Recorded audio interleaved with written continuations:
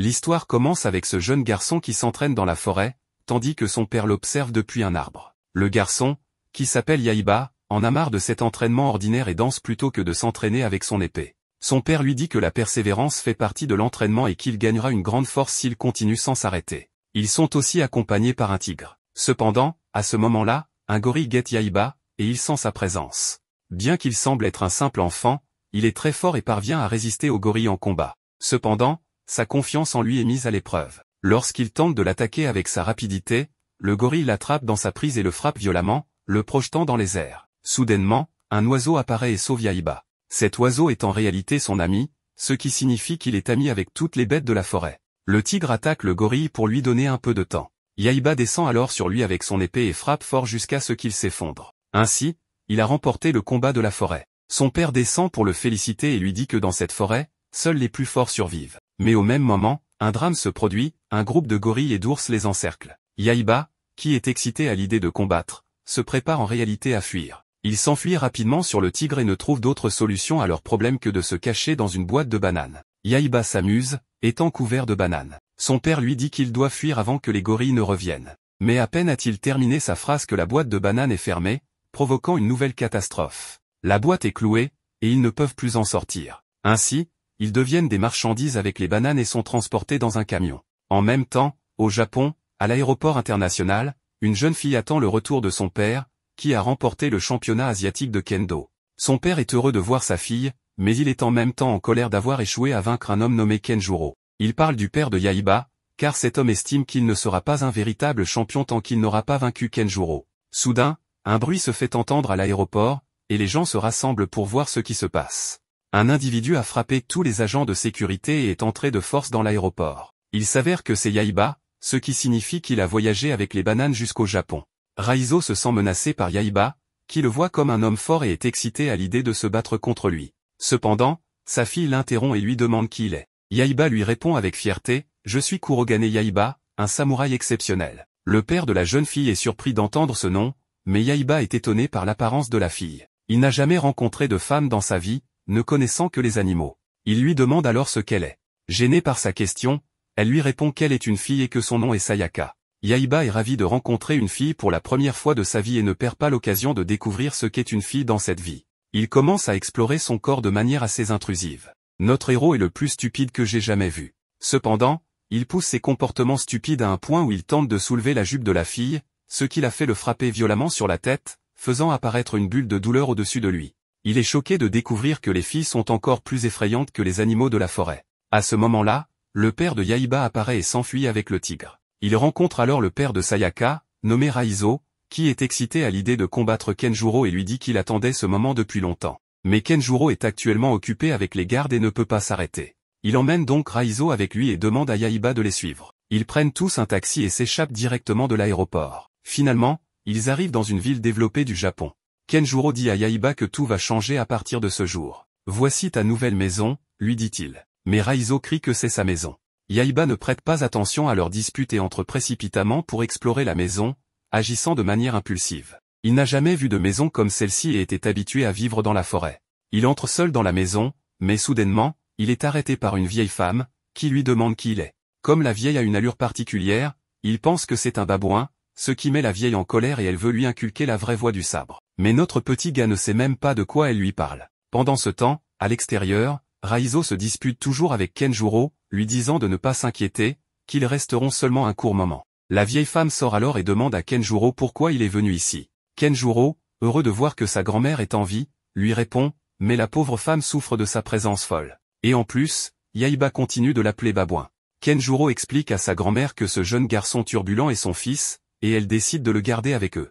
Elle l'amène dans la salle d'entraînement, et Yahiba est ravi de voir tous ces samouraïs. À ses yeux, toute personne portant une épée est un samouraï. Kenjuro s'avance alors pour tester les compétences des samouraïs et voir qui est le plus fort parmi eux.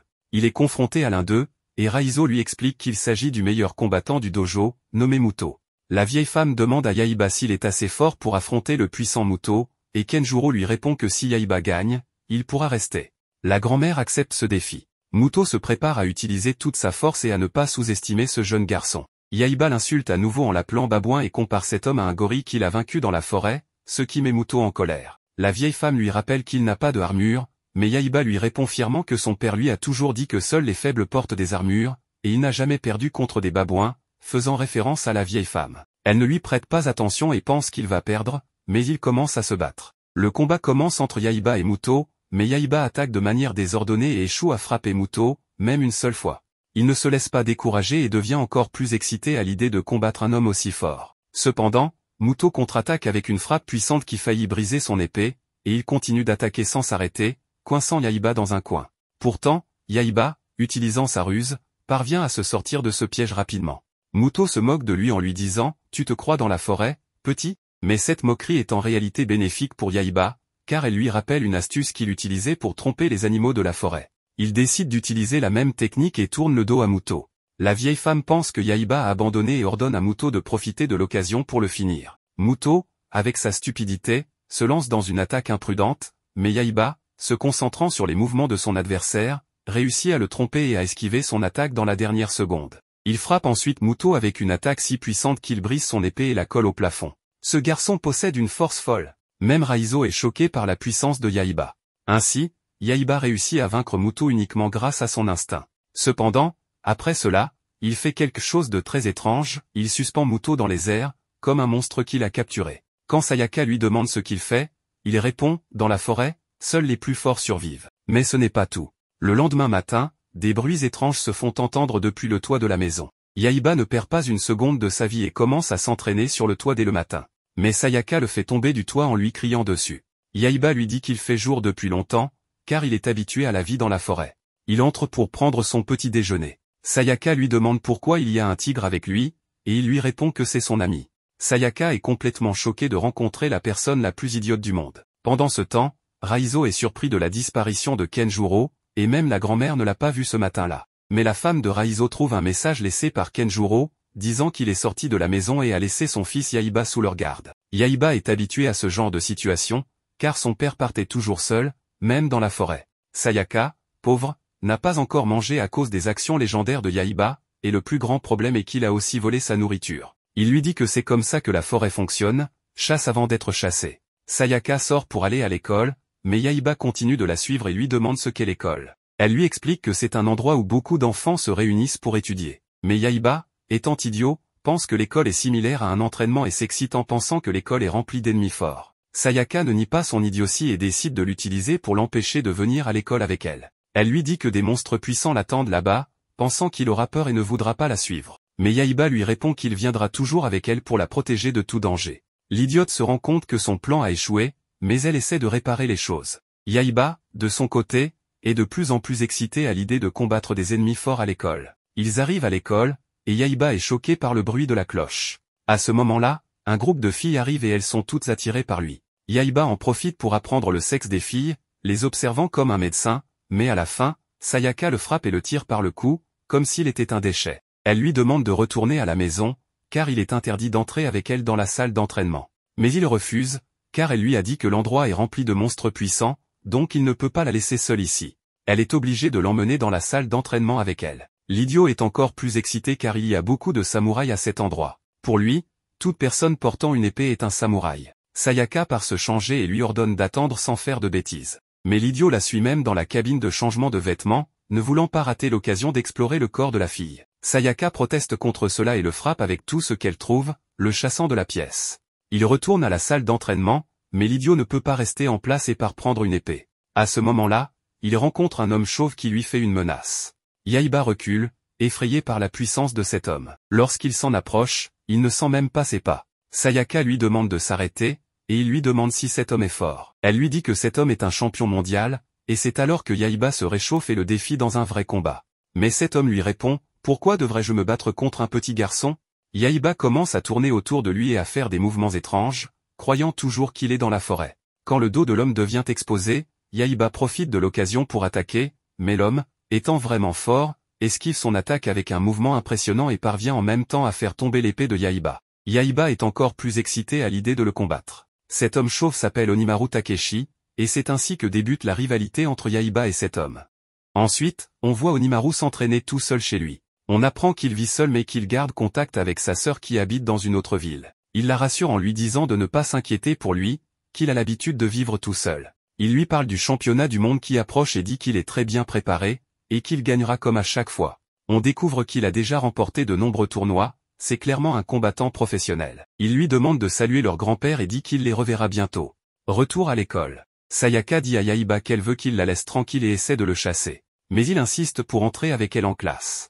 Il se met à courir pour la devancer mais finit par heurter Onimaru. Il est très agacé de le revoir. Il lui redemande son nom, et Onimaru répond qu'il s'appelle le champion Onimaru. Yaiba le provoque et lui demande de l'affronter. Onimaru refuse et lui dit qu'il ne se bat pas contre les enfants et les faibles. En partant, Yaiba continue de le provoquer. Yaiba finit par s'énerver et attaque, mais comme d'habitude Onimaru esquive et lui donne un puissant coup de pied qui le projette au sol. Avant de partir, il lui dit qu'il lui faudra s'entraîner 100 ans pour atteindre son niveau. Sayaka va voir Yaiba et lui demande d'arrêter de le provoquer. Onimaru n'a pas de temps à perdre avec lui, il a un tournoi bientôt. Elle dit qu'il n'a pas le temps pour un gamin idiot comme lui. Yaiba, lui, se met à rire. On sent qu'il a une idée derrière la tête pour forcer Onimaru à l'affronter. On voit ensuite Sayaka au dojo, elle s'étonne de ne pas voir Yaiba avec elle comme d'habitude. Elle ne sait pas où il est et pense qu'il prépare un sale coup. De son côté, Onimaru est énervé, il ne retrouve plus son équipement d'entraînement. Ses camarades lui disent avoir vu ses affaires éparpillées dans toute l'école. Il trouve alors un message de Yaiba qui lui avoue être responsable, en plus de l'insulter. Onimaru se met en colère et dit que ce garçon ne lâchera jamais l'affaire. Il promet que s'il le voit, il lui transformera la tête en frites croustillantes. Il part récupérer son matériel. Il trouve la première pièce, mais elle est attachée à une corde reliée à un seau d'eau qui doit lui tomber sur la tête. Heureusement, il remarque le piège à temps et l'évite. Il dit que les pièges débiles de Yaiba ne marcheront pas sur lui. Il continue à chercher et trouve la deuxième pièce. Alors qu'il court pour la ramasser, Yaiba lui a encore tendu un piège. Il trébuche sur une corde qui doit faire tomber des casiers sur lui, mais il esquive encore. Quand il ramasse la pièce, il découvre une flèche en dessous, prête à lui transpercer le visage, mais il l'évite au dernier moment. Il dit que ce garçon joue au plus malin et ne compte vraiment pas abandonner. Onimaru arrive sur le toit après avoir récupéré plusieurs pièces. Yaiba l'attend, étonné qu'il ait mis autant de temps. Onimaru lui dit de lui donner la dernière pièce, qu'il en a marre. Yaiba lui dit qu'il devra le combattre s'il la veut. Onimaru refuse encore une fois, affirmant qu'il ne se battra jamais contre un minable comme lui. Yaiba jette alors la pièce, et Onimaru se précipite pour la rattraper. Yaiba tente de le faire trébucher avec un coup de pied, mais Onimaru se rattrape de justesse. Il saisit son masque avec habileté et atterrit au sol sans se faire mal. Mais pas le temps de respirer, un piège est encore là, creusé sous terre, et il tombe dedans. Yaiba le rejoint et lui demande s'il a changé d'avis. Onimaru lui répond qu'il ne reviendra jamais sur ses paroles et qu'il n'affrontera pas un gamin pathétique. Yaiba lui dit de se débrouiller seul maintenant, puis referme le trou et s'en va. Le soir venu, Sayaka affirme que Yaiba est devenu fou. On le voit sur le toit, en train d'aboyer comme un idiot. De son côté, Onimaru est chez lui, entouré de pigeons, toujours énervé contre Yaiba pour tout ce qu'il lui a fait. Il décide de se venger et de lui donner une bonne correction. Sans perdre de temps, Onimaru se rend chez Yaiba. Il croise Sayaka qui lui demande ce qu'il fait là. Il lui répond qu'il vient défier Yaiba. Elle lui dit que Yaiba n'est pas à la maison pour l'instant. En marchant, Onimaru appuie par erreur sur la queue du tigre, ce qui l'énerve. Le tigre attaque, mais Onimaru parvient à le maîtriser et le domine. La grand-mère de Sayaka arrive, le gronde et lui dit que ce qu'il fait n'est pas bien, surtout devant des invités. Il lui répond de le laisser tranquille, mais elle saute sur son épée et lui dit qu'il a encore beaucoup de faiblesses à travailler. Elle affirme que quelqu'un comme lui pourrait le vaincre facilement. Elle ajoute que s'il veut savoir où est Yaiba, il le trouvera chez lui. Au même moment, Yaiba est justement arrivé chez Onimaru, à la recherche de ce dernier. Il remarque que son ami oiseau se retrouve dans la maison de son rival. Yaiba et l'oiseau sont contents de se retrouver, étant donné qu'ils se sont séparés depuis la forêt. Yaiba monte sur son oiseau, et part faire un tour dans les airs. Dès que Onimaru arrive chez lui, il les aperçoit, puis découvre que la nourriture des pigeons a disparu. Ces pigeons sont tristes car ils n'ont rien à manger. En même temps, Yaiba rentre chez lui et découvre que le tigre s'est fait battre par Onimaru.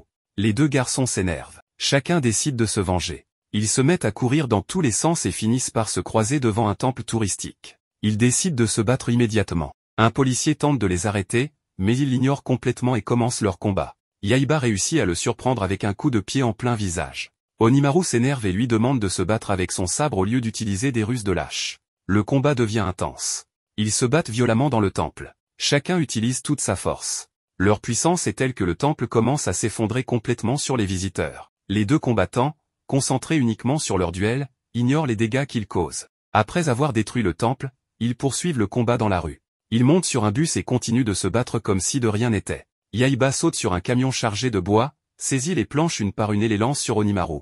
Ce dernier casse toutes les planches, mais découvre ensuite que Yaiba a disparu. Il réapparaît derrière lui, debout sur un morceau de bois brisé, et attaque avec un puissant coup de sabre. Onimaru anticipe l'attaque et part le coup. Yaiba semble entrer dans une rage folle, comme s'il devenait un zombie. Il mord Onimaru à la tête. Onimaru explose de colère et frappe au hasard. Yaiba esquive son attaque, puis lui écrase un sabre en bois sur le visage. Onimaru s'effondre. Yaiba saute de joie, convaincu d'avoir enfin gagné. Il bondit partout comme un singe jusqu'à ce qu'il percute un panneau publicitaire dans la rue. De retour à la maison, Sayaka le soigne. Sa grand-mère arrive, constate l'état de Yaiba et lui dit qu'il a mené un combat très violent. Elle l'accuse d'avoir triché en mordant Onimaru. Yaiba répond que seule la victoire compte. Elle lui reproche son manque de loyauté. Yaiba se souvient alors qu'Onimaru lui avait demandé un combat loyal, uniquement au sabre. Il promet qu'il gagnera le prochain combat avec honneur. Il grimpe sur le toit de la maison et appelle le tigre et l'oiseau pour s'entraîner. Il ferme les yeux et leur demande de l'attaquer afin qu'ils puissent anticiper leurs mouvements. Sayaka est étonnée par cette méthode d'entraînement. Sa grand-mère lui explique que cette technique s'appelle Shingan et qu'elle permet de développer les sens et la perception pendant un combat. Grâce à elle, Yaiba pourra prédire les mouvements de ses adversaires. Elle précise qu'il avait utilisé cette technique contre Muto et qu'il l'avait vaincu en un seul coup. À l'heure du déjeuner, on le voit les yeux fermés, essayant de deviner les plats posés devant lui. Pendant ce temps, Onimaru continue de s'entraîner. L'image de Yaiba le hante, comme un cauchemar. Il se réveille en sursaut et réalise qu'il rêvait encore de lui. Il se relève aussitôt pour reprendre l'entraînement. Durant ses exercices, il refuse d'admettre qu'il a réellement perdu contre Yaiba. Dans un accès de colère, il casse un pilier de sa maison avec son sabre en bois. En tombant, le pilier révèle un passage secret. Onimaru décide d'explorer ce tunnel mystérieux. Il découvre une salle remplie de statues étranges. Au centre se trouve une statue imposante et un sabre au design particulier. Il comprend que la statue représente le roi du vent et que ce sabre lui appartenait autrefois. Il entend une voix lui dire qu'il est l'héritier légitime du roi du vent et qu'il doit prendre ce sabre immédiatement. La voix lui promet qu'en le saisissant, il obtiendra une puissance immense. Ce sabre est présenté comme le plus grand sabre de samouraï de l'histoire. Onimaru, rempli de joie, s'empare du sabre, convaincu que c'est sa chance de vaincre Yaiba au prochain combat. Une énorme énergie magique s'échappe du sabre. Le sol tremble. Son apparence commence à changer. Il se transforme peu à peu en démon, des cornes poussent sur sa tête. Le sabre du roi du vent a-t-il réveillé un côté obscur en lui? Est-il devenu un véritable méchant? Réussira-t-il à vaincre Yaiba? Dans une ambiance sombre, Onimaru sortit du sous-sol, avec un sourire assez glauque sur le visage. Il est content d'avoir mis la main sur l'épée du vent. Non seulement chaque mouvement pouvait être accompagné d'une aura d'épée tempétueuse, mais sa puissance dépassait l'entendement humain. Un seul coup d'épée pouvait même fendre un bâtiment en deux. D'un autre côté, l'épée de la foudre vient de s'éveiller suite à l'éveil de celle du vent. Pendant tout ce temps, Yaiba ignorait encore tout de l'épée du dieu du vent, et ce qui allait lui arriver. Il se concentrait sur ses entraînements, et sa progression était très surprenante. Plusieurs jours s'étaient écoulés depuis qu'il avait vaincu Onimaru.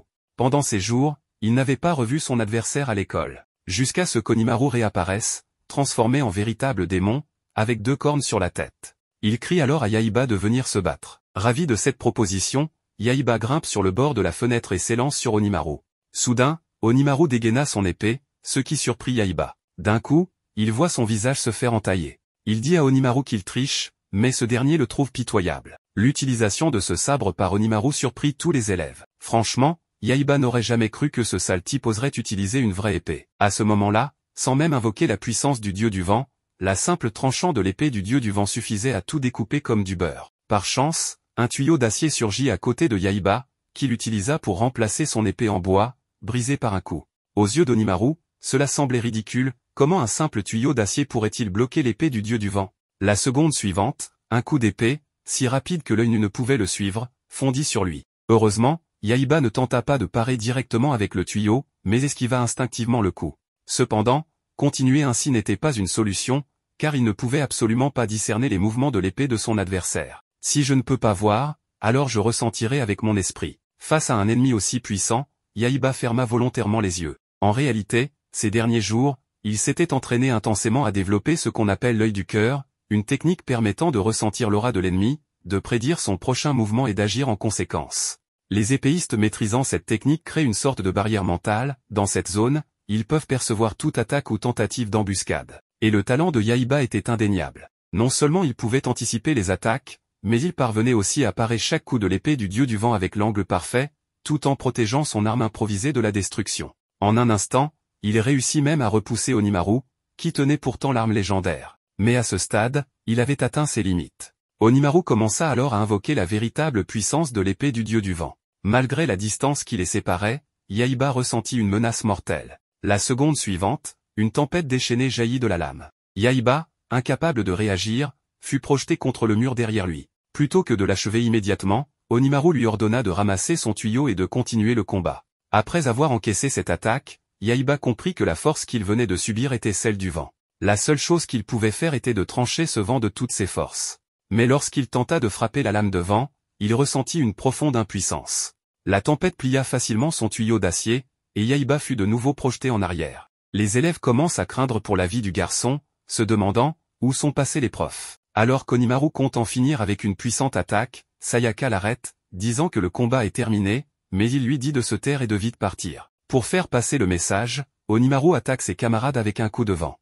Yaiba, déterminé, répondit « Je n'ai peur de rien ». Pour mettre un point final à Yaiba, Onimaru lui balance une puissante attaque de vent, qui découpe en deux le bâtiment, mais Yaiba parvient à s'échapper grâce à son ami oiseau. Après avoir échappé de justesse à la mort, Yaiba ne ressentait aucune gratitude. Au fond de lui, il n'éprouvait que de la frustration face à sa propre faiblesse. Il savait qu'avec sa force actuelle, il ne pouvait pas vaincre Onimaru.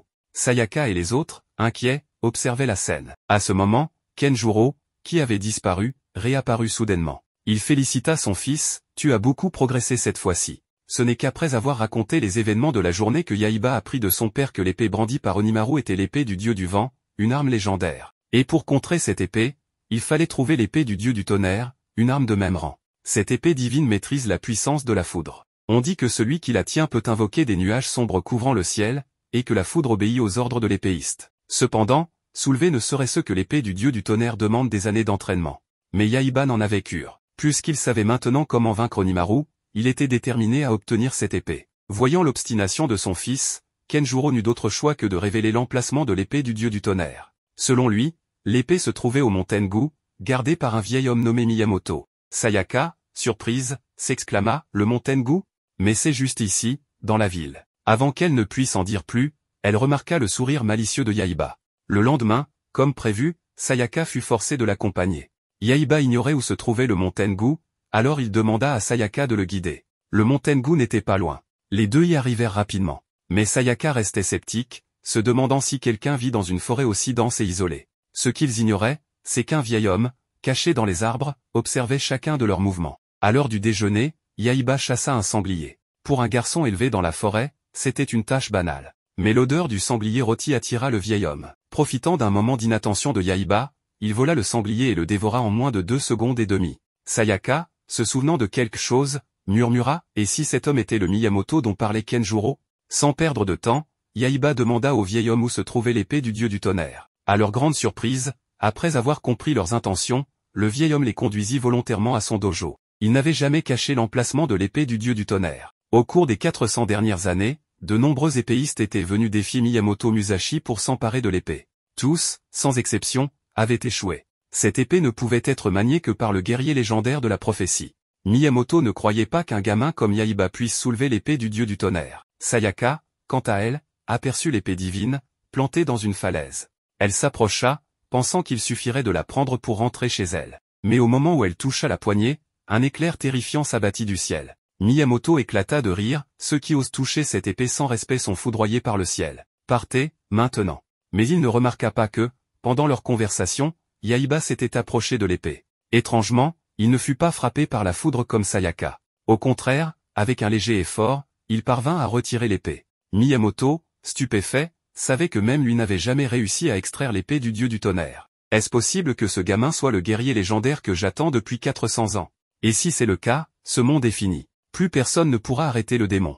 Le destin de l'humanité repose sur mes épaules. Puisqu'il en est ainsi, je vais entraîner ce gamin pour en faire le plus grand guerrier du monde. Après avoir obtenu l'épée du dieu du tonnerre, Yaiba voulut immédiatement essayer de déclencher un éclair. Mais en brandissant l'épée, il réalisa qu'il était incapable de la contrôler. Miyamoto lui dit, « Petit morveux, tu n'es pas encore digne. Pour manier l'épée du dieu du tonnerre, il faut un esprit capable de vaincre le dieu du tonnerre lui-même. » Yaiba, refusant d'accepter ces paroles, déclara qu'il ne perdrait jamais contre un soi-disant dieu du tonnerre. Il saisit à nouveau l'épée et provoqua le dieu du tonnerre dans son esprit, en lui demandant de se battre contre lui. Le dieu prend possession de son corps, et commence à se déchaîner comme un fou. Alors qu'il lance la foudre sur le vieux, ce dernier esquiva son coup et le neutralise avec une simple branche d'arbre. D'un autre côté, l'apparition soudaine de l'épée du dieu du tonnerre rendit l'épée du dieu du vent instable. Onimaru, grâce à un parchemin secret de sa famille, apprit l'existence de l'épée du dieu du tonnerre. Son prochain objectif était de s'en emparer. Pendant ce temps, Yaiba se réveilla. Il venait de provoquer le dieu du tonnerre, mais son esprit n'était pas assez fort pour résister à l'épée, qui l'avait submergé. La transformation démoniaque d'Onimaru était due à ses émotions négatives, amplifiées à l'extrême par l'épée du dieu du vent, le rendant incontrôlable. Même avec l'épée du dieu du tonnerre en main, Yaiba n'était pas encore capable de vaincre Onimaru. Mais Yaiba se moquait de ces détails. Tout ce qu'il voulait, c'était triompher du dieu du tonnerre, puis battre Onimaru.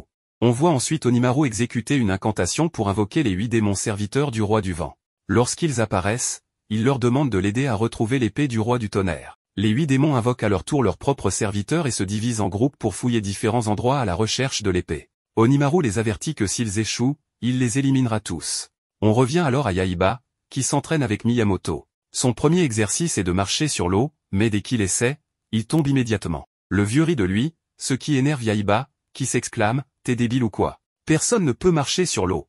Miyamoto lui répond que c'est possible s'il allège son corps et son esprit pour qu'il devienne aussi léger que le vent. Il lui montre l'exemple en marchant avec agilité et rapidité sur l'eau sans tomber. Yaiba lui demande s'il pourra un jour atteindre ce niveau, et Miyamoto lui dit que oui, s'il se concentre. Yaiba réessaie, mais échoue encore. Sayaka, agacée, décide d'aller préparer le dîner pour se rendre utile. Pendant ce temps, au Parlement de Tokyo, en pleine réunion ministérielle, la porte est brisée par Onimaru et son armée de démons. Il déclare qu'il est leur nouveau dirigeant et qu'ils doivent tous se soumettre à lui. La police, pensant qu'il est fou, lui tire dessus, mais il bloque les balles avec son bouclier, puis utilise son épée pour dévaster tout le Parlement. De retour à Yaiba, on voit qu'il a échoué à son premier entraînement. Miyamoto lui dit qu'il manque de patience et qu'il est aussi impulsif que son père, Kenjuro. Yaiba lui demande si son père était vraiment fort, et Miyamoto lui répond que c'était le plus grand samouraï, un génie de l'épée, doté d'une compétence qui n'apparaît qu'une fois tous les 100 ans. Mais il avait un gros défaut, il n'écoutait jamais personne et faisait toujours ce qu'il voulait. Ensuite, Miyamoto fabrique un fourreau pour l'épée du roi du tonnerre. Il conseille à Yaiba de ne pas laisser ses muscles agir avant son cerveau, et de toujours réfléchir avant de prendre une décision.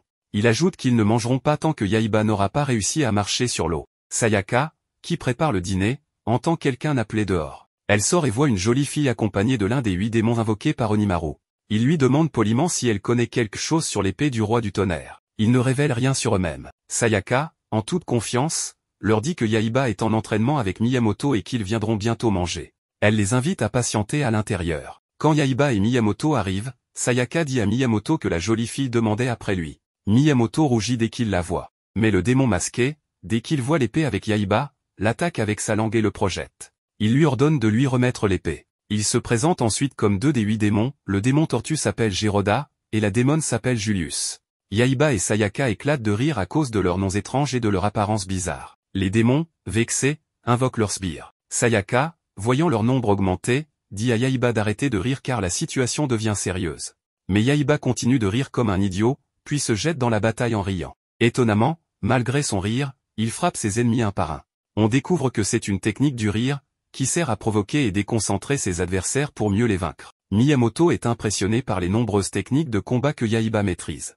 Il dit que c'est exactement le genre de samouraï légendaire qu'il recherchait. La démone Julius, furieuse, attaque Yaiba, mais Miyamoto intervient à temps pour le sauver et lui dit d'arrêter de rire bêtement et de se concentrer sur le combat. Pendant ce temps, un groupe de démons entoure Sayaka pour l'attaquer. Elle les avertit de ne pas la sous-estimer parce qu'elle est une fille, car elle maîtrise aussi de puissantes techniques de combat. L'un des démons la saisit, mais elle se met en colère, et lui donne une raclée mémorable. Le démon Geroda attrape Yaiba par les jambes, le traîne au sol et lui brise son épée en bois. Il tente alors de lui arracher de force l'épée du roi du tonnerre, forçant Yaiba à la sortir de son fourreau. Malheureusement, dès que l'épée est dégainée, on voit Yaiba commencer à se transformer, des éclairs et du tonnerre jaillissent de l'arme. Miyamoto court vers lui et lui assène un coup sur la tête pour qu'il perde connaissance. Mais cette fois, Yaiba se relève de nouveau, attaque avec l'épée du roi du tonnerre et donne un coup si puissant qu'il met littéralement le feu à la maison de Miyamoto. Il se met ensuite à attaquer tout ce qui se trouve autour de lui, sans faire aucune distinction. On le voit totalement hors de contrôle, enragé, s'attaquant au démon Geroda pour le tuer. Heureusement, Miyamoto intervient à la dernière seconde et bloque son coup. Il dit alors au démon, faisons une trêve pour l'instant, le temps de ramener Yaiba à son état normal. Si on l'affronte sous cette forme, on ne pourra rien faire, il nous éliminera tous. Ils coopèrent donc, et un combat intense éclate entre Yaiba, Miyamoto et le démon Geroda. Mais la puissance de Yaiba est telle qu'ils ne peuvent rien faire contre lui. Miyamoto élabore alors un plan, faire diversion pendant que Geroda attire l'attention de Yaiba, puis bondir sur lui d'en haut pour lui asséner un coup assez fort pour le faire s'évanouir. Geroda passe à l'attaque, attrape l'épée de Yaiba avec sa langue, tandis que Miyamoto saute depuis les airs et tente de le frapper violemment. Yaiba anticipe l'attaque et la bloque, mais le choc est si fort que la pierre magique de l'épée du roi du tonnerre se détache et tombe. L'épée perd alors toute sa puissance, et Yaiba retrouve son état normal, sans aucun souvenir de ce qui s'est passé. Miyamoto enlace Geroda, mais tous deux se rappellent qu'ils sont censés être ennemis. Ensuite, Yaiba décide de continuer à combattre les démons. Juste avant d'attaquer Geroda, il se rend compte que la pierre magique a disparu. Il découvre qu'elle est entre les mains de Sayaka. La démone Julius tente de la lui prendre, et finit par réussir. Elle demande à Yaiba de lui remettre l'épée, et ordonne à Geroda de les éliminer. Mais Geroda, reconnaissant envers Miyamoto qu'il a sauvé de la mort, refuse de les attaquer. Julius le traite alors de lâche et tente de le tuer. Yaiba s'interpose, le défend et lui dit de s'enfuir avant qu'il ne soit obligé de le tuer lui-même. Yaiba provoque ensuite Julius en lui disant « Si tu veux l'épée, viens la chercher », et s'enfuit en courant dans la forêt. Elle le poursuit, folle de rage. Dans la forêt, Yaiba affronte plusieurs démons et les élimine tous. Un combat féroce s'engage alors entre lui et Julius. À chaque tentative d'attaque de Yaiba, Julius bloque son coup et le repousse. Fidèle à lui-même, Yaiba refuse d'abandonner et lance une 15e attaque, qu'elle part une nouvelle fois, le projetant au loin. Cette fois, son épée lui échappe et se met à tourner dans les airs. Yaiba s'étonne de ce mouvement circulaire. Deux autres démons surgissent pour l'attaquer, mais Yaiba leur lance son épée tournoyante, qui brise leurs armes et les projette contre les arbres. Ravi, Yaiba comprend que ce mouvement rotatif est une nouvelle technique. Miyamoto s'en rend compte lui aussi. On voit ensuite Yaiba courir à travers la forêt, traquant les démons et les battant les uns après les autres. Lorsqu'il les a tous éliminés, il remarque que Julius tente de s'échapper. Il court sur l'eau pour lui bloquer la route de l'autre côté, sans même se rendre compte qu'il a appris la technique de marche sur l'eau sans effort. Dans les airs, prêt à attaquer, Julius tente de bloquer son coup. Mais Miyamoto lui crie d'utiliser la technique du cyclone dans son attaque. Yaiba applique la technique et frappe Julius de plein fouet, la coupant littéralement en deux. Il récupère la pierre magique et découvre que Julius, avant de devenir une démone, était en réalité un serpent. Il la menace en lui disant « Si tu reviens, je te ferai griller et je te mangerai ». Le soir, alors qu'ils sont réunis, il regarde le téléphone de Sayaka et voit qu'Onimaru a envahi le Parlement et déclaré vouloir dominer le monde. Ils comprennent que ce genre d'action vient du démon du roi du vent. Motivé, Yaiba décide de maîtriser complètement l'épée du roi du tonnerre pour l'affronter et le vaincre. Miyamoto leur dit alors que la solution se trouve sur une île appelée Ganryu, où ils trouveront le moyen de contrôler l'épée. La nuit, Yaiba, allongé, regarde l'épée avec enthousiasme et se demande s'il arrivera un jour à la maîtriser. Le lendemain matin, ils commencent leur voyage vers l'île de Ganryu. En chemin, une étrange abeille volante les surveille de loin. Que va-t-il se passer sur cette île mystérieuse? Et qui est cette abeille qui les observe depuis les airs? Onimaru, après avoir attaqué le Parlement, le transforme complètement à sa manière et commence à parler. Il ne pense pas que l'épée Raijin soit en la possession de Yaiba, car il ne pense pas qu'un petit enfant comme lui puisse jamais maîtriser le Raijin. Un monstre ressemblant à une araignée, également l'un des 8 grands démons, apparaît. Son pouvoir repose sur la science-fiction, ce qui le rend extrêmement compétent avec les ordinateurs, les laptops et la technologie en général. L'homme araignée, en diffusant un live sur son ordinateur, annonce qu'Onimaru-sama, pour le moment, l'un des grands démons est en train de se battre contre eux. Une télévision s'allume devant Onimaru, montrant l'homme limace, l'un des 8 grands démons, qui combat l'équipe de Yaiba. Onimaru s'étonne que l'homme limace se batte tout seul. L'homme araignée explique que l'homme limace est arrivé en retard, raison pour laquelle il combat seul. Onimaru ajoute que le homme serpent est mort et que ce démon grenouille a rejoint leur ennemi. L'homme araignée, paniqué, affirme que c'est juste une partie de leur plan, chef. Sayaka et les autres, après avoir été frappés, tombent dans un tas de sel. Sayaka a soudain une idée. Yaiba saute pour essayer de combattre l'homme limace. Miyamoto lui crie d'utiliser son sabre. Tous les autres jettent un énorme tas de sel sur l'homme limace. Yaiba utilise son sabre sur le sel, provoquant une explosion qui projette le sel sur l'homme limace. Cela cause une réaction massive chez l'homme limace, car le sel est sa plus grande faiblesse. Après l'explosion, le sel retombe sur lui, et l'homme limace perd ses pouvoirs, se transformant en une simple limace normale. L'homme limace, devenu tout petit, s'excuse en disant qu'il s'est un peu égaré, puis s'enfuit. Onimaru s'adresse aux 8 grands démons, critiquant leur force et espérant qu'ils ont mieux préparé leur prochaine stratégie. L'homme araignée rassure qu'il ne faut pas s'inquiéter, son plan est prêt et ne ratera pas sa cible. Des humains, manipulés par les monstres des 8 grands démons, tentent de piéger Yaiba et son équipe pour voler le Raijin. Yaiba et les autres, après avoir vaincu des monstres, avancent, affamés et avec une forte envie de se laver. Un homme apparaît et leur annonce qu'ils sont la millionième à passer par ce chemin, les invitant dans un hôtel pour célébrer. Sayaka précise qu'ils n'ont pas d'argent. L'homme répond que tout est gratuit. Ces humains sont en réalité manipulés par les monstres pour voler l'épée. Tout le monde arrive dans une source chaude. Yaiba, en se baignant, utilise son sabre pour marcher en équilibre sur l'eau, s'amusant énormément. Quelqu'un les observe en cachette, un autre monstre des 8 grands démons. Sayaka, qui prend du plaisir à se baigner, est également observée discrètement. Lorsqu'elle s'en rend compte, elle vérifie, mais ne voit personne, puis accuse Yaiba et les autres d'être des pervers. Yaiba s'entraîne avec son sabre, s'amusant beaucoup, quand Sayaka lui jette une bassine sur la tête et lui crie d'arrêter de la regarder, menaçant de lui casser la mâchoire. Yaiba, confus, ne comprend pas ce qui se passe.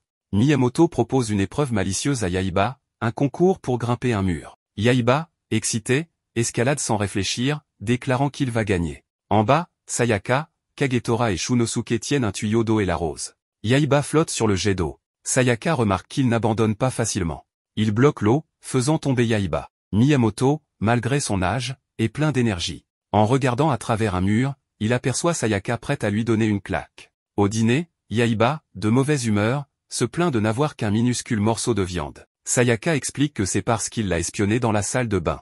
Miyamoto porte une marque rouge de 5 doigts sur la joue, cadeau de Sayaka. 3 monstres des 8 grands démons, l'homme holothurie, l'homme astérie et l'homme menthe, discutent. L'homme holothurie affirme que la fille n'a pas l'épée. L'homme astérie confirme que c'est Yaiba qui l'a, même en se baignant.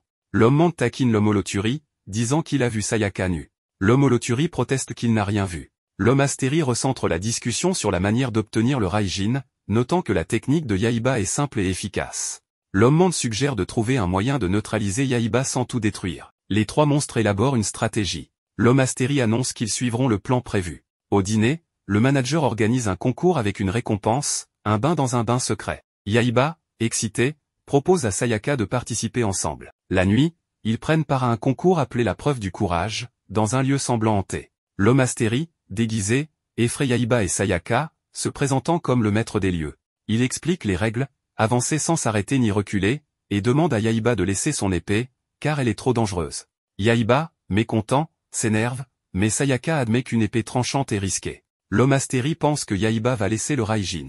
Yaiba place l'épée dans l'emplacement prévu, précisant qu'il ne doit pas la sortir. Yaiba et Sayaka avancent.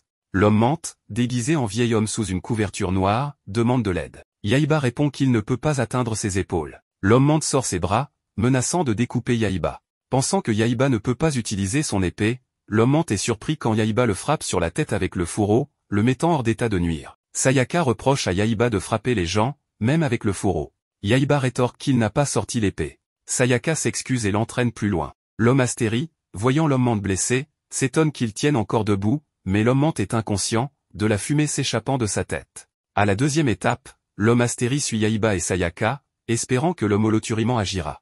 L'homme astérie marche accidentellement sur l'homme holothuriment, le réduisant en bouillie. L'homme astérie s'exclame qu'il l'a écrasé lui-même, mais continue de les suivre, déterminé pour le dernier round. Yaiba et Sayaka s'arrêtent devant un rocher avec une inscription demandant d'insérer l'épée dans un trou. Sayaka s'étonne qu'ils sachent qu'ils ont une épée. Yaiba insère son épée. L'homme astérie jubile, révélant qu'il est l'un des 8 grands démons d'Onimaru-sama. Sayaka, impassible, répond qu'ils sont habitués à ce genre de discours. Yaiba tente de retirer son épée, mais elle est coincée. L'homme astérie ricane, expliquant qu'il a rempli le trou de superglue. L'homme menthe et l'homme holothurie apparaissent, se présentant comme des grands démons.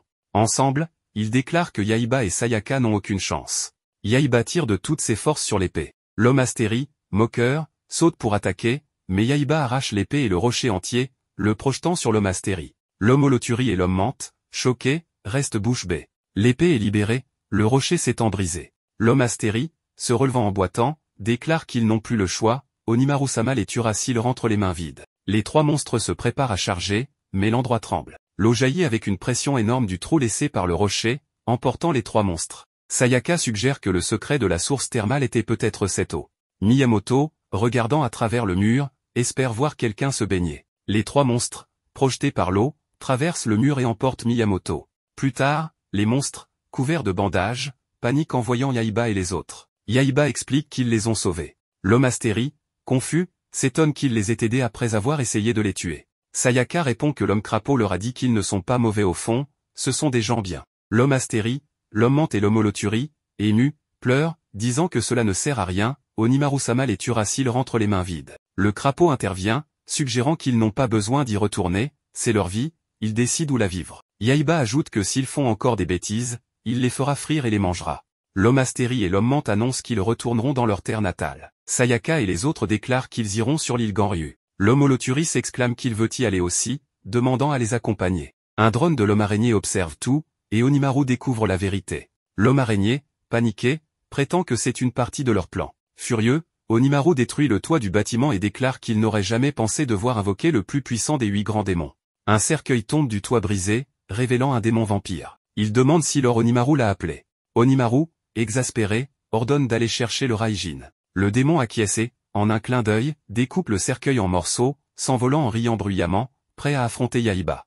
Un autre jour, nous voyons Yaiba et tous les autres arriver dans une ville, dégustant des brioches. Là, nous apercevons Sayaka qui prenait des photos avec son téléphone pour les partager sur les réseaux. Soudain, ils entendent une voix, se taisent immédiatement, et l'homme crapaud se met à crier. Devant eux apparaît un homme qui se révèle être l'homme limace. Ce dernier, en riant, déclare qu'ils font erreur, qu'il n'est plus l'homme limace mais l'homme escargot. En effet, la limace avait mis un masque d'escargot sur lui, ce qui expliquait son nouveau nom. Yaiba, agacé, demande si c'est tout ce qu'il a. Il prend alors du sel et le saupoudre sur l'homme escargot en disant qu'il connaît son point faible. En un clin d'œil, l'homme escargot se réfugie dans sa coquille et, en riant, déclare qu'il savait que quelque chose comme ça allait arriver, c'est pour ça qu'il a apporté cette coquille. Miyamoto intervient alors, cette protection a un défaut, il l'empêche de bouger. Yaiba s'approche, utilise son épée et tranche l'homme escargot en deux d'un seul coup.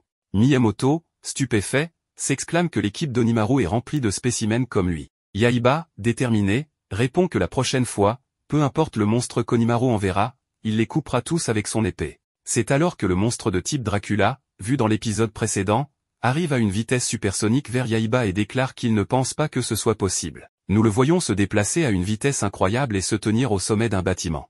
En voyant sa puissance et sa vitesse, Miyamoto s'écrie que Yaiba doit reculer un peu, ce type est très dangereux. Le monstre se présente. Il est l'un des 8 grands démons d'Onimaru, et son nom est Bat-Guy.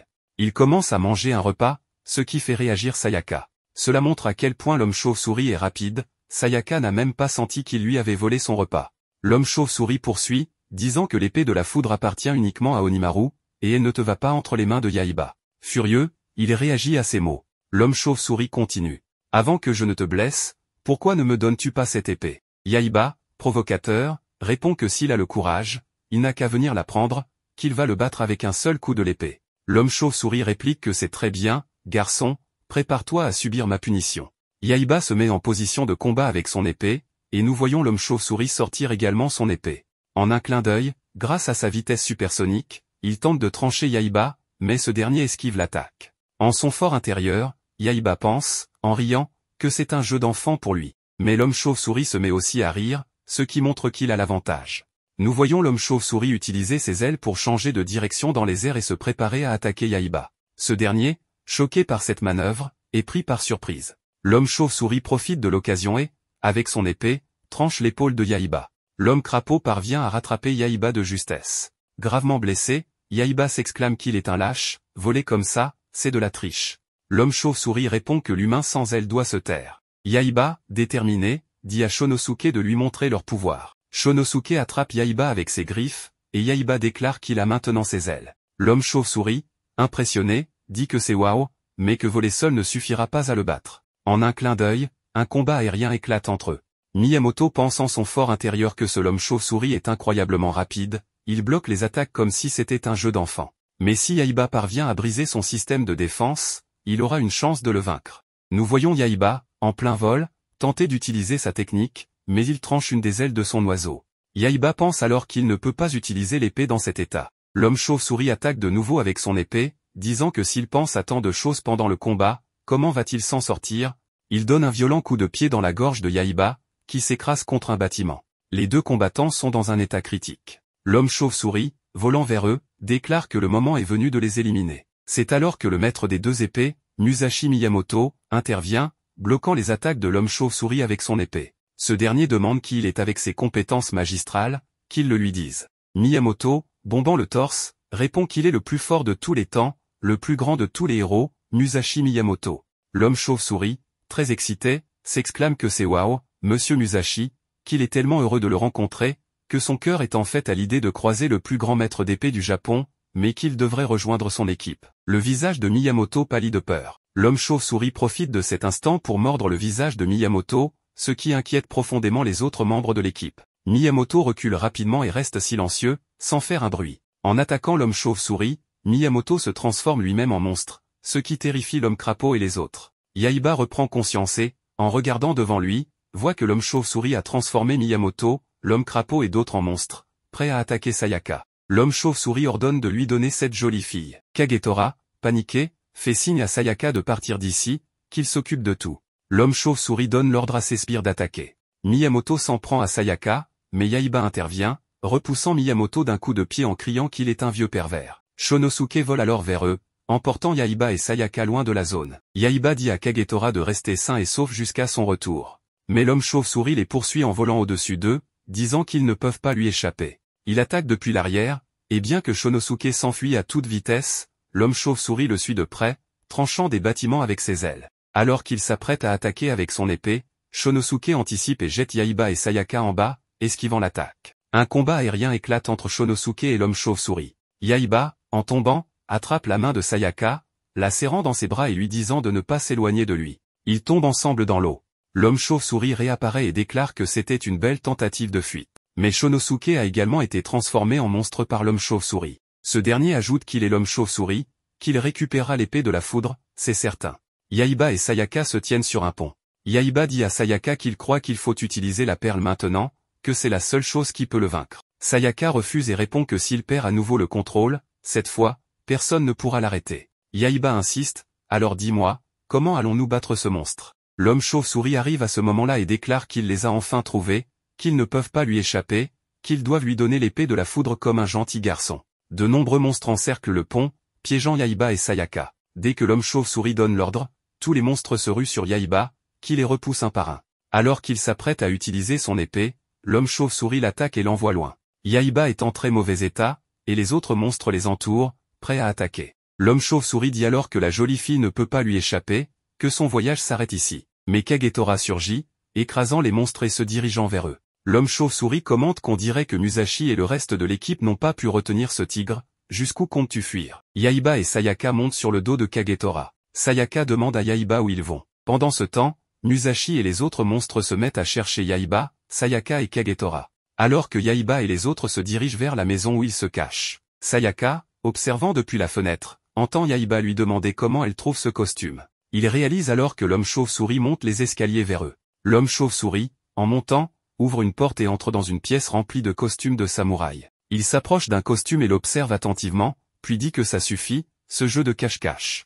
Il tranche un mannequin de samouraï avec son épée. Sayaka surgit de là, terrifié, mais Yaiba se lève derrière et les crie qu'il est ici. Sans perdre une seconde, l'homme chauve-souris attaque avec son épée, tranchant Yaiba en deux. Cependant, l'homme chauve-souris est surpris, la partie inférieure est Kagetora, et la partie supérieure est Yaiba. Profitant de l'occasion, Yaiba lance une attaque surprise sur l'homme chauve-souris, brisant ses lunettes de soleil et faisant couler du sang. L'homme chauve-souris, furieux, s'écrie qu'il ose. Yaiba, essoufflé, pense qu'il aurait dû utiliser sa technique d'épée tourbillonnante. L'homme chauve-souris hurle qu'il a osé casser ses lunettes préférées, qu'il l'a vraiment mis en colère. En un clin d'œil, l'homme chauve-souris disparaît et réapparaît derrière Yaiba. Avant que Yaiba ne puisse réagir, l'homme chauve-souris le projette au loin d'un coup d'épée. Yaiba parvient à esquiver partiellement l'attaque et commence à grimper sur le plafond, mais l'homme chauve-souris est déjà là, l'attendant.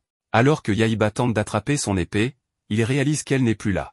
L'homme chauve-souris déclare que c'est la fin pour lui. À ce moment, Sayaka, à l'intérieur de la maison, remarque l'épée. Elle essaie de la soulever, mais n'y parvient pas, se demandant comment Yaiba peut manier une épée aussi lourde. Kagetora prend alors l'épée avec ses dents, fait monter Sayaka sur son dos, et se dirige vers Yaiba. Devant eux, l'homme crapaud et les autres monstres se préparent à attaquer. Kagetora bondit, écrasant la tête de chaque monstre en sautant pour avancer. Alors qu'ils montent les escaliers, Miyamoto tente de les attaquer, mais Sayaka et Kagetora s'abaissent, et Miyamoto glisse, s'écrasant contre un mur, révélant qu'en plus d'être un zombie, son intelligence est devenue très limitée. L'homme chauve-souris, armé de son épée, lance une violente attaque sur Yaiba, qui esquive tant bien que mal. Leur combat est intense. Yaiba entre dans la maison, et l'homme chauve-souris, le suivant, déclare qu'il l'avait surestimé, qu'il n'est pas aussi compétent qu'il le pensait. Yaiba, désemparé, se retourne et voit Kagetora arriver avec l'épée et Sayaka. Kagetora lance l'épée de foudre à Yaiba, qui l'attrape et dit que maintenant, ils peuvent commencer le combat. Alors qu'il s'apprête à utiliser l'épée, l'homme chauve-souris lance une boule de fer noir qui se fixe sur la pierre de l'épée de foudre, empêchant Yaiba de l'activer. L'homme chauve-souris ricane que cette boule ne partira pas si facilement, qu'elle ne fondra qu'à la lumière du soleil, qu'on dirait qu'il a gagné ce combat. L'homme chauve-souris disparaît et, avec sa vitesse supersonique, attaque à nouveau Yaiba avec son épée. Yaiba esquive l'attaque, mais la force est si puissante qu'il traverse le plafond.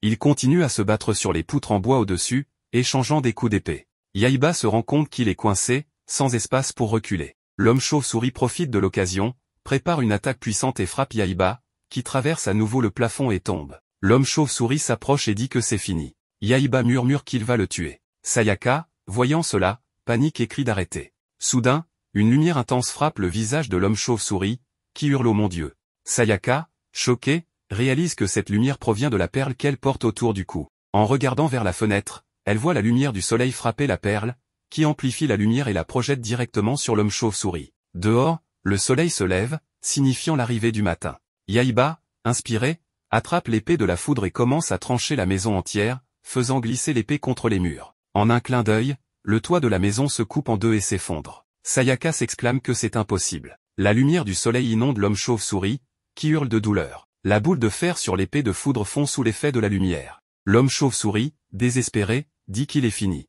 Yaiba saisit l'occasion et utilise son épée avec une force incroyable, tranchant l'homme chauve-souris en deux. En un instant, l'homme chauve-souris se transforme en cendre, et son pouvoir s'évanouit, le ramenant à l'état d'une chauve-souris normale qui s'envole. Sayaka, folle de joie, enlace Yaiba. Ce dernier, s'éloignant, dit qu'il n'a pas de temps pour les filles pour l'instant.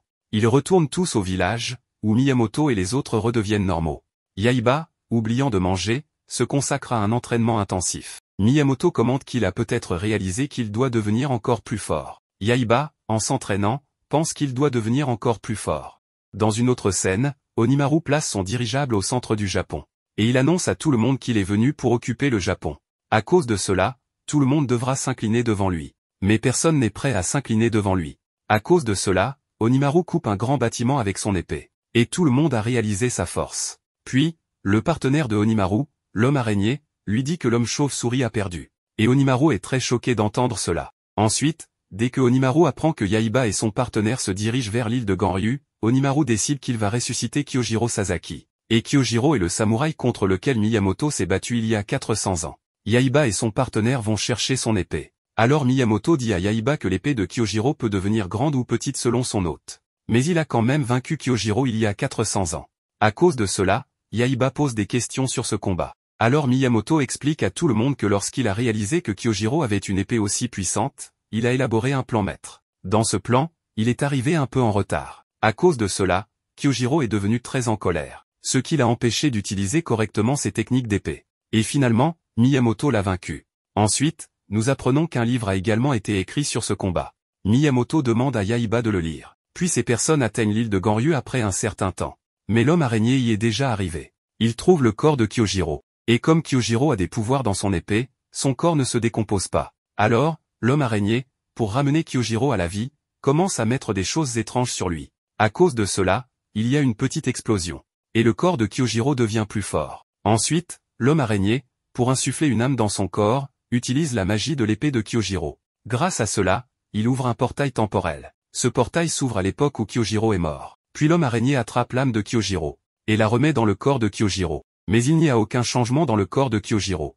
À cause de cela, il commence à gifler Kyojiro.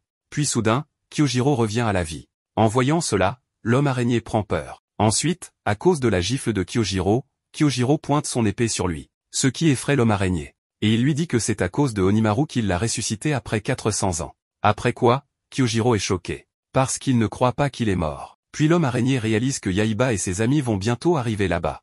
À cause de cela, il les récupère tout. Puis, lorsqu'Yaiba et ses amis arrivent là-bas, Kyojiro reconnaît Miyamoto. Et Kyojiro se souvient que Miyamoto l'a attaqué avec un piège. Après quoi, il ne se souvient de rien. Alors Kyojiro réalise qu'il est vraiment mort. À cause de cela, il commence à pleurer. Puis Miyamoto commence à louer Kyojiro. Et l'appelle un maître épéiste. Après quoi, Kyojiro devient heureux. Mais ensuite, Miyamoto se dit super grand épéiste. Parce qu'il a vaincu Kyojiro. Et il commence à se moquer de Kyojiro. À cause de cela, Kyojiro se met en colère, et il se présente devant tout le monde. Alors Miyamoto est choqué en voyant Kyojiro, et Yaiba ne comprend pas comment Kyojiro peut être là. À cause de cela, l'homme araignée lui explique tout. Puis Yaiba refuse de donner son épée à l'homme araignée. À cause de cela, l'homme araignée demande à Kyojiro de se battre contre lui. Et Kyojiro défie Miyamoto. Mais il ne voit Miyamoto nulle part. Et lorsqu'Yaiba lui dit que le vieil homme est Miyamoto, il est choqué. Puis ils commencent à se moquer l'un de l'autre, et se préparent à se battre. Alors Miyamoto attaque Kyojiro. Mais Kyojiro arrête son attaque. Et le combat commence. Puis Kyojiro allonge son épée, et repousse Miyamoto au loin. Et comme Miyamoto est vieux, il ne peut pas combattre Kyojiro avec toute sa force. À cause de cela, Yaiba s'interpose. Et le combat de Kyojiro commence. Mais Yaiba réalise très vite qu'il ne peut pas vaincre Kyojiro de manière normale. À cause de cela, il tourne son épée, et commence à attaquer Kyojiro. Mais Kyojiro fait tomber son épée de sa main, et attaque Yaiba. Une attaque que Yaiba ne peut même pas voir. Mais Miyamoto sauve Kyojiro. Puis Kyojiro attaque Yaiba à nouveau. Et nous voyons que Yaiba entre dans le portail. Celui que l'homme araignée a créé pour ressusciter Kyojiro.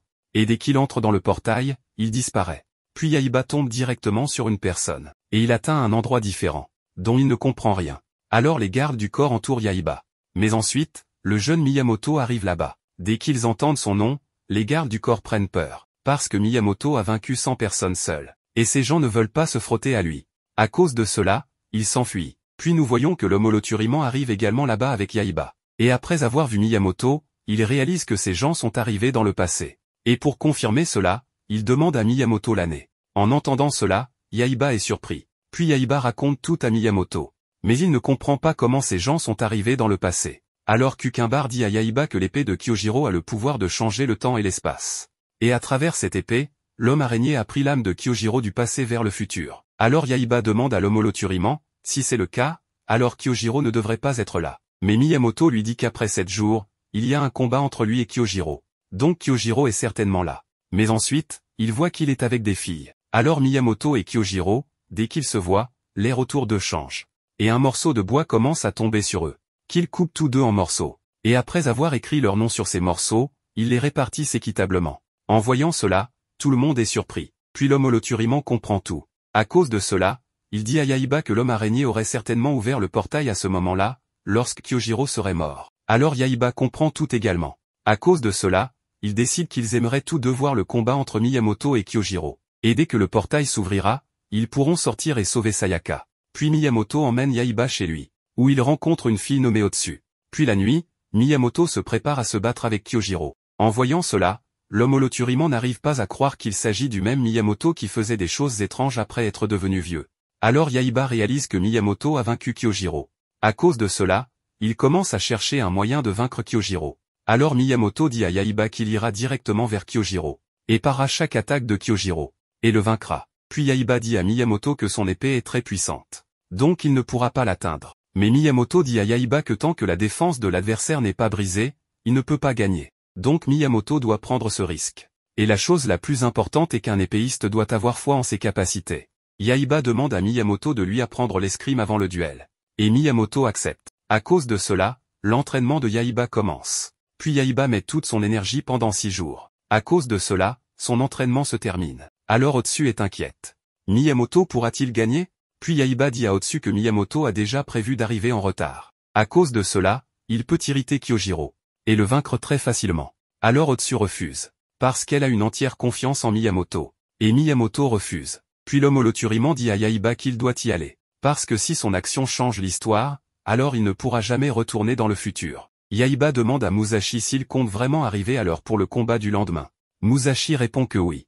Yaiba se met en colère, car il sait qu'un changement dans le passé pourrait bouleverser le futur. Il se rend compte que son épée Raijin a disparu, signe que l'avenir est en train de changer. Itomaru crie soudain, car le livre de Musashi s'est transformé en celui de Kyojiro. Yaiba panique, comprenant que la première étape du changement du futur vient de commencer. Il a accidentellement dit quelque chose à Musashi qui a provoqué une divergence temporelle. Yaiba commence alors à disparaître. Pris de panique, il se précipite vers Musashi et tente de le convaincre d'aller se coucher pour être en forme pour le combat. Il lui explique que s'il survit assez longtemps, il pourra voir le futur. Pour le convaincre, Yaiba soulève la jupe d'une fille et explique qu'un jour, il verra des filles dans la rue avec des jupes aussi courtes. Musashi, intrigué, lui demande d'en dire plus sur ce genre de choses. Tous deux, avec la fille, discutent du futur autour d'un verre. Petit à petit, Yaiba cesse de disparaître, son épée réapparaît, et le livre reprend sa forme initiale. Plus tard, Musashi, complètement ivre, s'effondre. Yaiba se réjouit, disant que Musashi arrivera en retard au combat.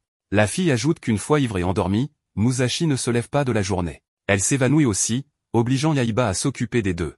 Le lendemain, Kyojiro attend Musashi pour leur combat officiel. Lorsqu'il ne le voit pas arriver, il explose de colère et l'accuse d'avoir perdu toute virilité. Il écrit un message sur un papier, le transperce de son épée et l'envoie.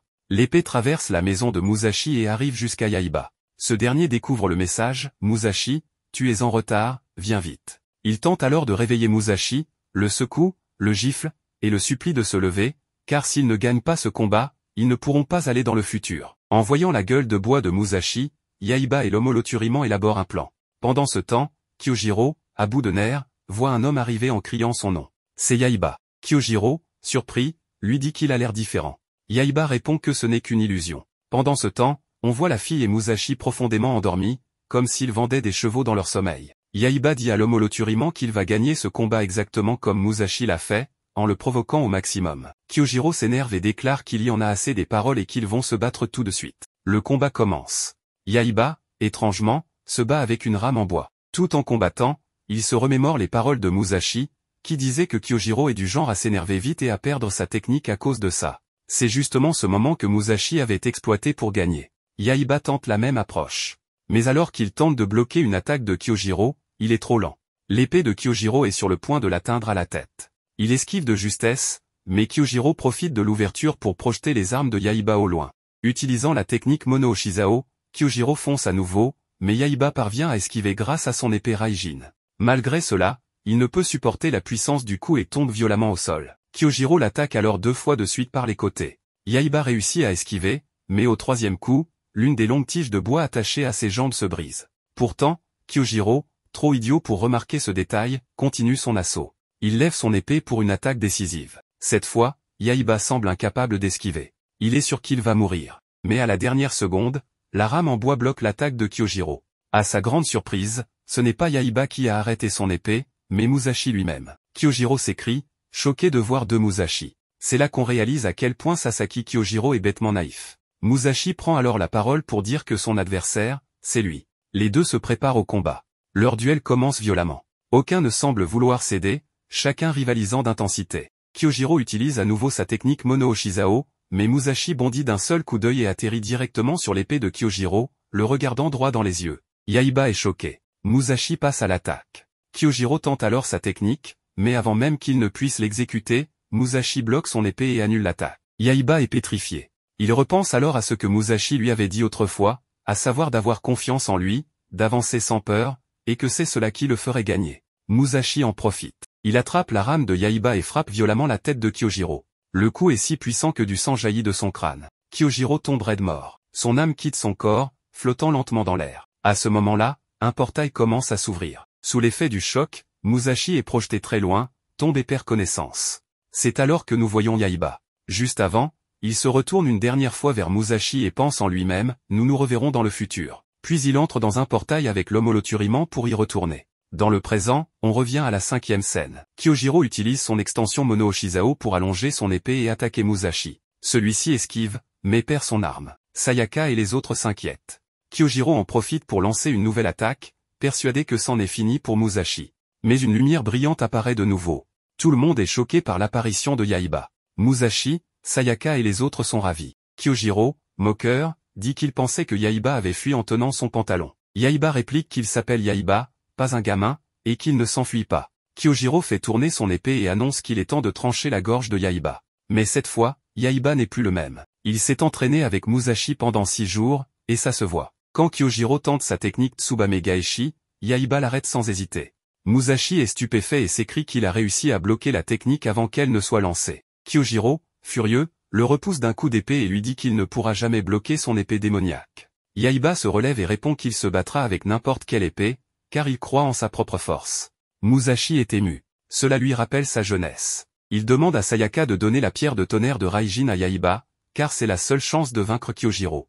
Il lance la pierre, qui s'insère dans l'épée de Yaiba. Yaiba hésite, de peur de perdre le contrôle à nouveau, mais Musashi insiste. Yaiba commence alors à puiser dans le pouvoir de Raijin. Kyojiro le défie, mais Yaiba promet de lui montrer la vraie puissance de cette épée. Dans son esprit, Yaiba entre dans une autre dimension, où une main gigantesque, celle du dieu du tonnerre, surgit et tente de l'écraser. Yaiba souffre, perd sa concentration, et commence à sombrer. Musashi l'encourage à tenir bon, à continuer à se battre contre le dieu du tonnerre, et à croire en sa force. Yaiba hurle qu'on ne peut pas le forcer. Un éclair immense le frappe, mais il reste debout. Tout le monde se demande s'il a encore perdu le contrôle. Yaiba affirme son identité, il est Guru Gani Yaiba. Musashi s'écrie qu'il a réussi à dompter l'épée de Raijin. Kyojiro intervient et se moque de lui, affirmant que son style d'épée est supérieur. Yaiba lui dit de se taire et lui reproche de faire grossir et rétrécir son épée. Kyojiro attaque de nouveau, mais Yaiba le bloque sans difficulté. L'électricité qui traverse son corps foudroie Kyojiro, qui recule, choqué. Yaiba l'attaque avec toute sa puissance. Kyojiro riposte avec sa propre technique, et les deux attaques s'affrontent. Mais l'éclair de Yaiba est trop puissant, Kyojiro est projeté dans les airs et disparaît. Yaiba a gagné, mais son épée tremble toujours. Il ne comprend pas ce qui se passe. Des éclairs jaillissent de l'arme, et Musashi lui crie d'enlever la pierre. Yaiba essaie, en vain, et finit par la dégager d'un coup de pied avant de s'évanouir. Musashi pense que cette épée a absorbé toute son énergie, mais que Yaiba a fait un pas de géant dans le monde des samouraïs. Pendant ce temps, dans une maison, un homme s'écrase sur le toit. C'est Kyojiro, encore parcouru par des éclairs. Il murmure que Yaiba a bien combattu. Il admet qu'il n'a pas pu l'attaquer comme il l'aurait voulu. Au palais démoniaque d'Onimaru, celui-ci discute avec le docteur Kanabo et lui demande son aide. Le scientifique accepte. Quand il s'éclipse, l'homme araignée arrive avec Kyojiro. En le voyant, Onimaru propose à Kyojiro de devenir son bras droit. Mais ce dernier refuse catégoriquement, affirmant qu'il n'est ni son sujet, ni son soldat. Onimaru s'énerve, mais l'homme araignée le calme. Il demande à Kyojiro s'il ne veut pas savoir qui est le plus grand épéiste du monde. L'homme araignée tape sur son clavier et l'analyse débute. Il entre les données de Kyojiro, puis celles d'Onimaru. Le système compare leur niveau de puissance, de vitesse, de technique, et bien d'autres paramètres. Onimaru s'impatiente, il veut savoir qui est le plus grand. Après quelques instants de suspense, l'ordinateur affiche enfin les résultats, Yaiba est classé en premier, Onimaru en deuxième, et Kyojiro est le dernier. Kyojiro, vexé, explose de colère. Il crie que c'est impossible, que cette machine est défectueuse. Il attaque l'écran à coups d'épée, le détruit entièrement et quitte la pièce furieux. L'homme araignée commente que la fierté de Kyojiro est aussi tranchante que sa lame. Onimaru, lui, se réjouit en silence, son objectif est en bonne voie. Dans une autre scène, Sayaka rentra chez elle et ses parents l'accueillirent avec une immense joie. Kagetora, Shunosuke, Musashi, Froggy et l'Homoloturi entrèrent ensuite dans la maison comme s'ils y avaient toujours vécu, l'air totalement à l'aise. Mamie, outrée par cette intrusion, se mit à crier. Elle exprima vivement son mécontentement. Sayaka prit alors la parole, leur présentant calmement Froggy et l'Homoloturi, ainsi que Musashi Miyamoto, qu'elle désigna comme une véritable légende. Son père, plein d'émotion, manifesta son admiration en reconnaissant ce nom célèbre, connu pour manier deux épées à la fois. Mamie, indignée, s'étonna que cet homme à l'allure étrange puisse être ce grand Musashi Miyamoto. Ce dernier répliqua avec assurance, rappelant à Mamie qu'elle aussi avait pris de l'âge. Lorsqu'Yaiba entra dans la maison, il fut stupéfait de voir Kyojiro déjà présent. La mère de Sayaka expliqua qu'elle l'avait croisé en ville, qu'il avait affirmé connaître Yaiba, et qu'elle l'avait donc naturellement invité. Kyojiro, dans un éclat de rire, affirma leur amitié renouvelée. Peu après, ses véritables intentions se révélèrent, il était venu pour s'emparer de l'épée Raijin et ainsi devenir le plus grand épéiste du monde. Plus tard, à table, Sayaka multiplia les éloges envers Yaiba pour sa bravoure et ses récentes victoires grâce à une nouvelle technique. Musashi calma l'enthousiasme général, soulignant qu'il était temps de finir le repas et de retourner à l'entraînement. De son côté, Kyojiro réfléchissait intensément. Il devait absolument voler l'épée Raijin avant que Yaiba ne maîtrise pleinement cette nouvelle capacité. Sous une nuit baignée de lumière lunaire, Musashi initia Yaiba à une technique ninja. Il lui transmit que le véritable ninja est celui qui sait cacher sa présence. Yaiba, intrigué, reconnut que cela ne figurait dans aucun de ses livres, mais que cela devait avoir son importance. Pendant ce temps, Sayaka prenait un bain. L'entraînement de Musashi consistait à passer en dessous de la salle de bain sans se faire remarquer. Mais dès que Yaiba marcha sur une branche, Sayaka, alertée, leur versa de l'eau chaude en criant depuis l'intérieur. Lorsqu'elle jeta un œil dehors, il n'y avait plus personne. Musashi et Yaiba, blessés par l'eau bouillante, posèrent de la glace sur leur tête pour apaiser la brûlure. Kyojiro affirma qu'un espion avait forcément observé la scène. Musashi conclut qu'il s'agissait là d'une étrange technique secrète. Yaiba se mit à réfléchir intensément à une nouvelle technique. En courant dehors, il s'écria qu'il avait trouvé. Tout le monde sortit pour assister à sa démonstration. Il lança une torche dans le trou de son épée et annonça avec fierté sa nouvelle invention, l'épée éclatante. Musashi, stupéfait, réagit vivement.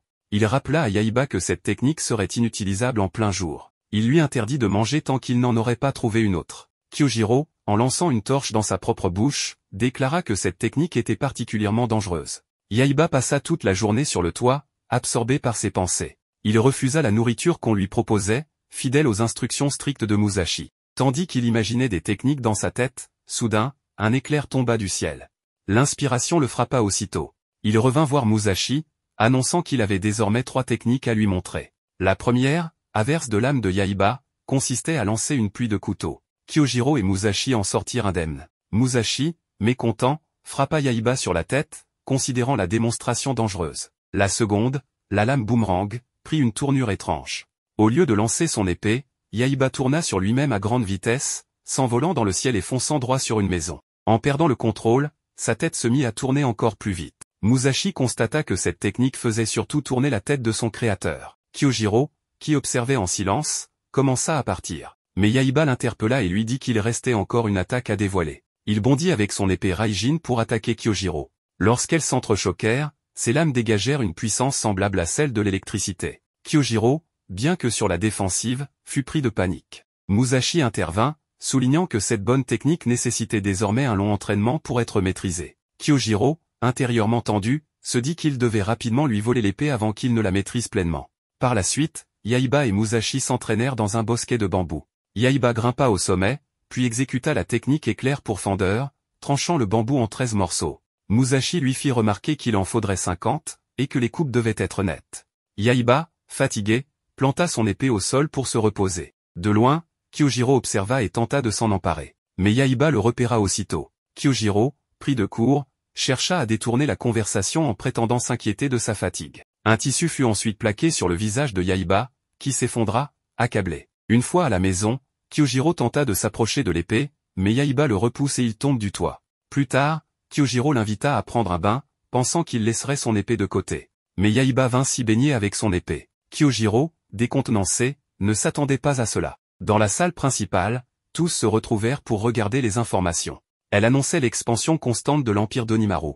Musashi déclara qu'il fallait agir vite. Kyojiro, ruminant ses projets, proposa de devenir le nouveau partenaire d'entraînement de Yaiba. Musashi approuva, le considérant suffisamment puissant pour ce rôle. Le lendemain, Kyojiro et Yaiba engagèrent un duel intense. Kyojiro, mieux préparé que la fois précédente, prit rapidement l'avantage. Derrière ses airs tranquilles, il cachait ses 400 ans d'expérience en tant qu'épéiste légendaire. Yaiba comprit qu'il devait redoubler d'efforts pour le dépasser. Kyojiro, prêt à frapper de toutes ses forces, visait à lui arracher l'épée. Dans un échange féroce, Yaiba parvint à bloquer une attaque cruciale. Concentré, il lança à son tour sa propre technique sublime, coupant en morceaux tous les bambous en suspension. Musashi, témoin de l'exploit, déclara avec fierté que Yaiba avait enfin maîtrisé sa technique. Ce dernier fut rempli de joie. Même Kyojiro, intérieurement, ressentit un bonheur étrange, avant de se questionner sur cette émotion inattendue. Enfin, toute l'équipe se rassembla dans la salle principale pour planifier une attaque sur le château démoniaque d'Onimaru.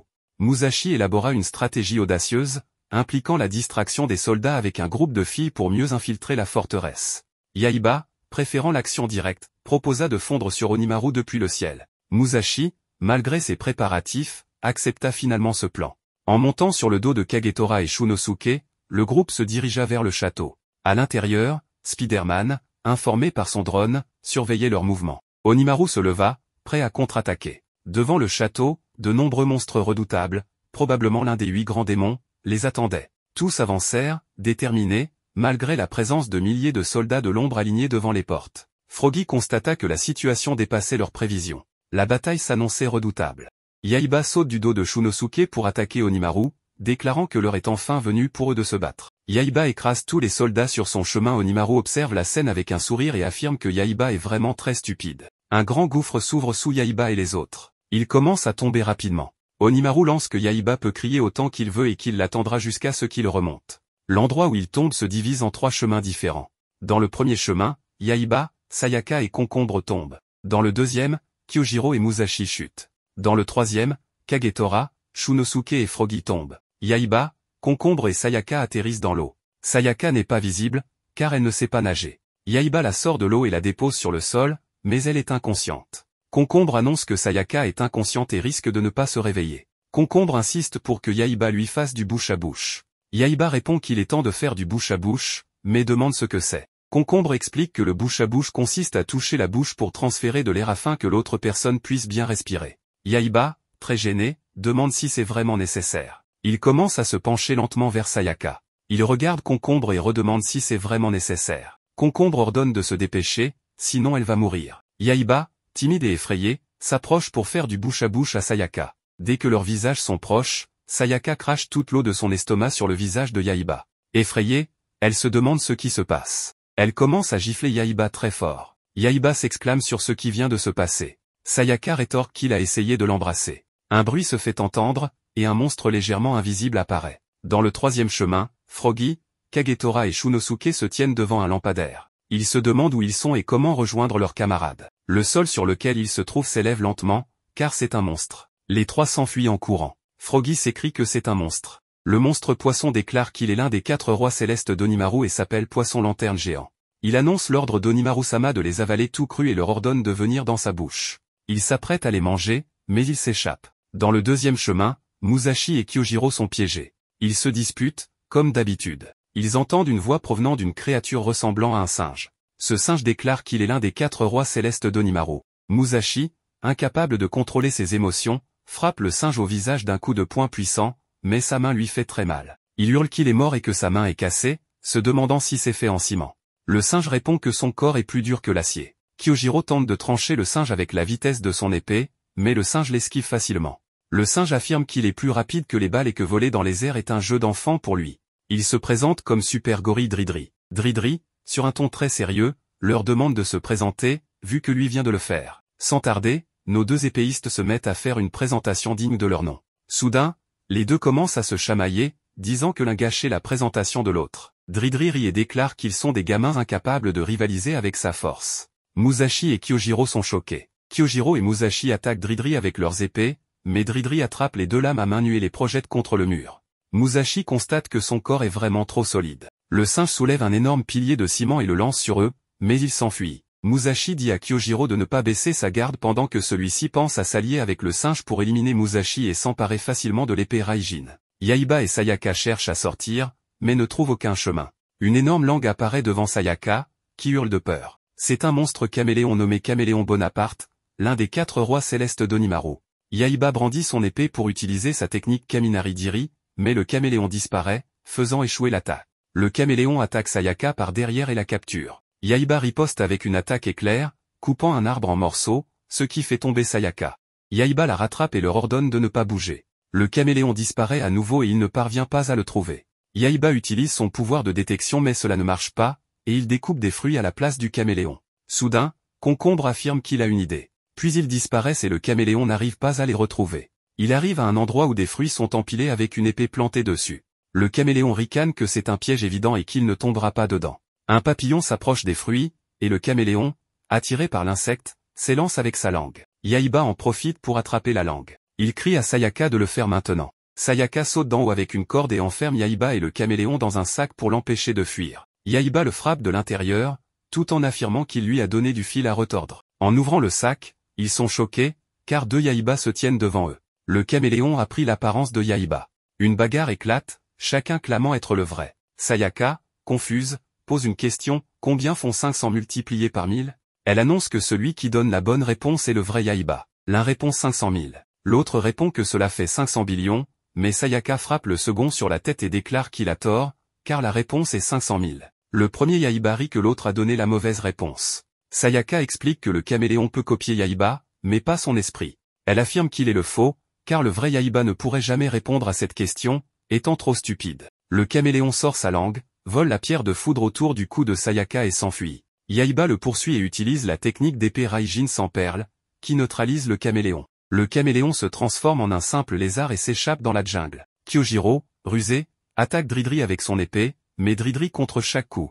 Un énorme pilier de ciment tombe sur Dridri. Musashi plaisante sur Super Dridri. Dridri brise le ciment d'un coup de main.